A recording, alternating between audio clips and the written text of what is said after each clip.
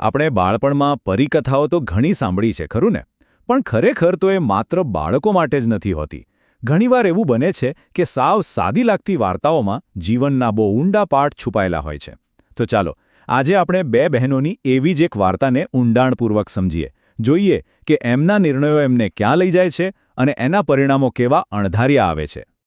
આ વાર્તાની શરૂઆત જ એક જબરદસ્ત વાક્યથી થાય છે. દયાનું ફળ હંમેશા મીઠું હોય છે. બસ આ એક લાઈન જ જાણે આખી વાર્તાનો પાયો છે. આ સાંભળીને મનમાં તરત જ સવાલ થાય નહીં કે શું ખરેખર સારા કામનું ફળ હંમેશા સારું જ મળે છે? ભલે પછી એમાં ગમે તેટલો સમય કેમ ન લાગે. તો ચાલો શરૂ કરીએ ભાગ 1થી. બે બહેનો અને તેમના બે તદ્દન અલગ રસ્તા.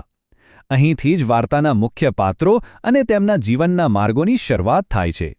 આવી નૈતિક વાર્તાઓની એક ખાસિયત હોય છે. એમાં શરૂઆતથી જ બે તદ્દન વિરોધી પાત્રો બતાવવામાં આવે છે. જુઓ, એક તરફ છે મંગીતા, એકદમ મહેનતુ અને દયાળુ, અને એની બરાબર સામે બીજી તરફ છે લીના, જેને બસ મોજ મજા અને પોતાના દેખાવની જ પડી છે, થોડી અભિમાની પણ. વાર્તા જાણે શરૂઆતમાં જ આપણી સામે બે વિકલ્પ મૂકી દે છે. અને લીનાનો સ્વભાવ કેવો છે એ એના આ શબ્દો પરથી જ ખબર પડી જાય છે. એ કહે છે, આજે તો હું મારી બહેન કરતાં પણ વધુ સુંદર છું. વિચાર કરો, એના માટે પોતાની કિંમત એની સુંદરતા છે, જ્યારે કે મંગીતા એના કામ અને દયાથી ઓળખાય છે. બસ આ એક જ વાક્યો પરથી સ્પષ્ટ થઈ જાય છે કે લીનેના જીવનમાં સૌથી વધુ મહત્વ શેનું છે. વાર્તામાં ક્યાંય એવું નથી લખ્યું કે લીના ખરાબ છે. ના, એના બદલે આપણને એના કામો બતાવ્યા છે. સાફ કરેલા ગાલીચા ગંદા કરી નાખવા, ગરમ ગરમ સૂપમાં ઠંડુ પાણી રેડી દેવું અને જે પ્રાણીઓને મંગીતા ખવડાવે એનો જ વાંક કાઢવો. આ બધી કદાચ નાની નાની હરકતો લાગે, પણ એ જ એના મોટા ચારિત્ર દોષ તરફ સીધો ઇશારો કરે છે. સારું, હવે આવે છે ભાગ 2, વેશપલટો કરેલી પરીક્ષા. હવે વાર્તામાં એક એવો વળાંક આવશે જ્યાં બંને બહેનોના ચારિત્ર્યની સાચી કસોટી થશે. પરીકથાઓની આ જ તો મજા છે. એમાં કશું પણ અમસ્તું નથી થતું. તો જંગલમાં અચાનક એક વૃદ્ધ, ભૂખી સ્ત્રી દેખાય છે. પણ આ કોઈ સામાન્ય ઘટના નથી. આ એક પરીક્ષા છે.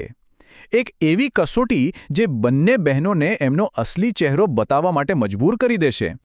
અને જુઓ, પરીક્ષાનું પરિણામ કેવું તરત સામે આવે છે. લીના શું કરે છે? એ પેલી વૃદ્ધ સ્ત્રીને કાચા અને ખરાબ ફળ આપે છે અને પાછું જૂઠું બોલે છે કે આ તો દુનિયાની સૌથી સારી સ્ટ્રોબેરી છે. અને મંગીતા એ વૃદ્ધ સ્ત્રીને બીમાર જોઈને ઘરે લઈ આવે છે, ગરમ સૂપ આપે છે, ચા બનાવીને આપે છે અને સાચા દિલથી એની સેવા કરે છે. બસ આ એક જ ઘટનામાં બંનેનો સ્વભાવ એકદમ સ્પષ્ટ થઈ જાય છે. અને વાત અહીં અટકતી નથી. લીનાની આ જે ખરાબ વર્તણૂક છે ને, એ કોઈ એકવારની ભૂલ નથી, એ એની આદત છે. એ છાનામાના પેલો સૂપ ઢોળી દે છે અને ચામાં માટી નાખી દે છે. મતલબ કે દેખભાળના નામે પણ છેતરપિંડી. આ બતાવે છે કે ખરાબ હોવું એના સ્વભાવમાં જ વણાઈ ગયું છે. અને હવે આવે છે ભાગ 3, એક પરીનો ન્યાય. હવે વાર્તા એવા મુકામ પર પહોંચી છે જ્યાં કર્મોનો હિસાબ થશે. જેવું વાવ્યું છે એવું જ લણવાનો સમય આવી ગયો છે. જુઅલીના પોતાને કેવી રીતે ન્યાય તરફ ધકેલે છે. પહેલાં તો એની બહેન મંગીતા બીમાર પડે છે. એને સાજી કરવા માટે જે જાદુઈ બ્લૂબેરી હોય છે એ લીના પોતે ખાઈ જાય છે. પછી જ્યારે પરી પાછી આવે છે ત્યારે પણ એ જૂઠું બોલે છે કે મંગીતા તો કામે ગઈ છે. એટલે કે એક પછી એક ભૂલ, એ જાણે પોતાના માટે જ ખાડો ખોદી રહી છે. અને પછી ધડાકો થાય છે. પેલી વૃદ્ધ સ્ત્રી પોતાનું અસલી રૂપ બતાવે છે અને એ એક સુંદર પરી હોય છે. પણ લીનાને જુઓ, એને હજી પણ કંઈ સમજાતું નથી. એ તો પાઠ શીખવાને બદલે તરત જ પોતાનું ઇનામ માંગવા લાગે છે. એને એ ખબર જ નથી કે એ પરીક્ષામાં ક્યારની એ નાપાસ થઈ ચૂકી છે. અને સજા તરત જ મળે છે. અને કેવી સજા! એના જે સુંદર વાળ હતા, જેના પર એને આટલું અભિમાન હતું, એ જ બિહામણી વેલમાં ફેરવાઈ જાય છે. આને કહેવાય કાવ્યાત્મક ન્યાય. જે વસ્તુ તમારા ઘમંડનું કારણ હોય એ જ તમારી શરમનું કારણ બની જાય. એની ચીસ સાંભળો, મારા વાળને શું થયું? આ ચીસમાં એની હાર છુપાયેલી છે. જે સુંદરતા એની ઓળખ હતી એ એક જ પળમાં જતી રહી, અને એની સાથે જ એનો બધો ઘમંડ પણ ચકનાચૂર થઈ ગયો. તો પરીનો ન્યાય એકદમ સાફ છે, બ્લેક એન્ડ વ્હાઇટ. લીનાને શું મળ્યું? શ્રાપ, એકલતા અને પોતાના જ બિહામણા પ્રતિબિંબને જોવાની સજા. અને મંગીતાને? એ બ્લૂબેરીથી સાજી થઈ જાય છે અને એની ઝૂંપડી એક ચમકદાર મહેલમાં ફેરવાઈ જાય છે. કર્મોનું ફળ એકદમ સ્પષ્ટ અને સીધું. તો હવે આપણે પહોંચ્યા છીએ ભાગ 4 પર, સાચું ઇનામ. પણ અહીં એક ટ્વિસ્ટ છે. વાર્તા હજી પૂરી નથી થઈ.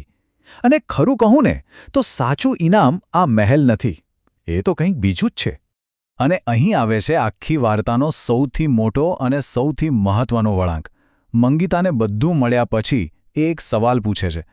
તેના વગર આ વિશાળ મહેલમાં એકલા રહેવાનો શું અર્થ છે? બસ આ એક સવાલ આખી વાર્તાની દિશા બદલી નાખે છે. વાત મહેલ કે સંપત્તિની નથી રહી, વાત હવે સંબંધોની છે. મંગીતા સમજી જાય છે કે પ્રિયજનો વગર કોઈ પણ ખુશી અધૂરી છે. આ જ છે વાર્તાનો અસલી સાર, વહેંચાયેલી ખુશી. આખી વાર્તાનો મુખ્ય વિચાર એ જ છે કે આનંદ હોય, સંપત્તિ હોય કે સારું નસીબ હોય, એની સાચી મજા તો ત્યારે જ છે જ્યારે એને કોઈની સાથે વહેંચી શકાય. અસલી પાઠ પરીના જાદુનું નથી, પણ મંગીતાની આ સમજદારીનો છે. અને જુઓ, મંગીતાની આ કરુણાની તાકાત કેટલી છે. એની દયા જોઈને પરી પણ પીગળી જાય છે અને બધો જાદુ ઉલટાવી દે છે. મહેલ ફરીથી એમની નાની ઝૂંપડી બની જાય છે અને લીનાને એના સુંદર વાળ પણ પાછા મળી જાય છે. બધું જ મંગીતાની નિસ્વાર્થ ભાવનાને કારણે થયું. અને હવે લીનાને પણ પોતાની ભૂલ સમજાય છે. એ માફી માગે છે અને સુધરી જવાનું વચન આપે છે. આનાથી ખબર પડે છે કે વાર્તાનો હેતુ ખાલી સજા કરવાનો નહોતો, પણ સામેવાળાને સુધારવાનો, એનામાં પરિવર્તન લાવવાનો હતો. અને આખરે આ આખો અનુભવ લીનાને બદલી નાખે છે. તો અંતે આપણી પાસે એક સવાલ રહી જાય છે. શું ક્ષમા એ જ સૌથી મોટો જાદુ છે? કદાચ પરીએ આપેલી સજા અને ઇનામ કરતાં પણ મોટો જાદુ તો મંગીતાની માફ કરી દેવાની શક્તિમાં હતો. અને કદાચ આ જ આ વાર્તાનો સૌથી ઊંડો અને સૌથી સુંદર સંદેશ છે. વિચારવા જેવી વાત છે, ખરું ને?